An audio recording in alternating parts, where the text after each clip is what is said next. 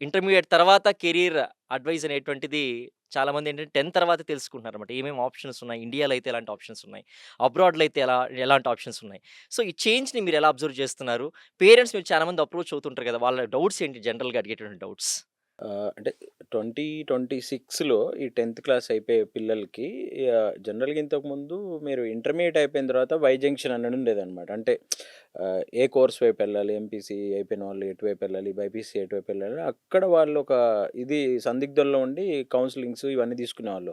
But ఇప్పుడు ఈ need of the hour అనమాట. 10థ్ క్లాస్ తర్వాతనే వాళ్ళు స్టార్ట్ చేయాలి. పర్టిక్యులర్‌గా ఈ స్టేట్ బోర్డ్ వాళ్ళు.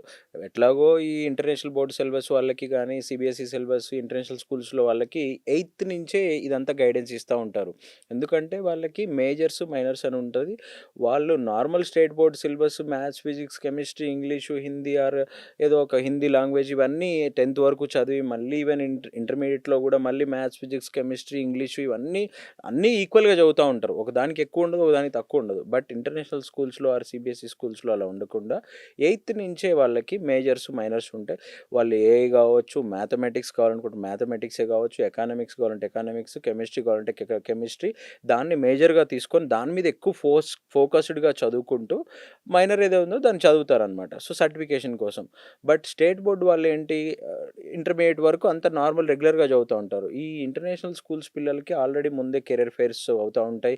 ఫ్యూచర్‌లో ఏ యూనివర్సిటీస్, కోర్సెస్‌కి ఏమేం క్వాలిఫికేషన్స్ కావాలి, ఎంట్రన్స్ ఎగ్జామ్స్ ఏముంటాయి, అవి ఎంత డిఫికల్ట్‌గా ఉంటాయి, వాళ్ళని ముందే ప్రిపేర్ చేస్తా ఉంటారు. వాళ్ళు ఫ్యాకల్టీ కావచ్చు, వాళ్ళు ప్రాజెక్ట్స్ చేస్తా ఉంటారు. మినీ ప్రాజెక్ట్స్ అని, మేజర్ ప్రాజెక్ట్స్ అని. బై 10థ్ క్లాస్‌కే వాళ్ళకొక క్లారిటీ వస్తుంది.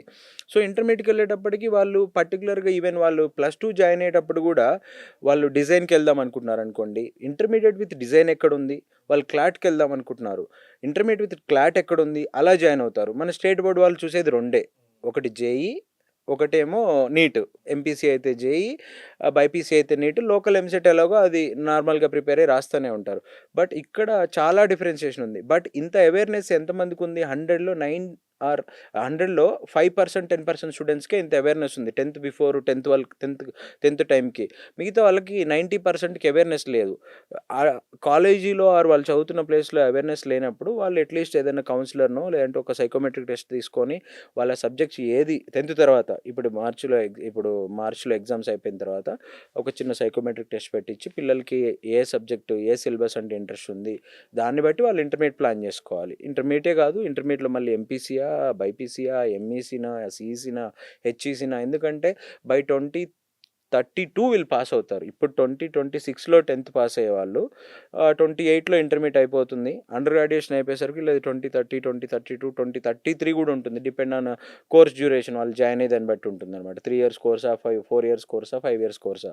సో, వాళ్ళిప్పుడు ఇది ఫస్ట్ ఫౌండేషన్ అన్నమాట. 10థ్ తర్వాతనే వాళ్ళు ఫౌండేషన్ ప్రాపర్‌గా ఉంటే సక్సెస్ అవుతారు. సో, ఇప్పుడే వాళ్ళు డెసిషన్ తీసుకోవాలి.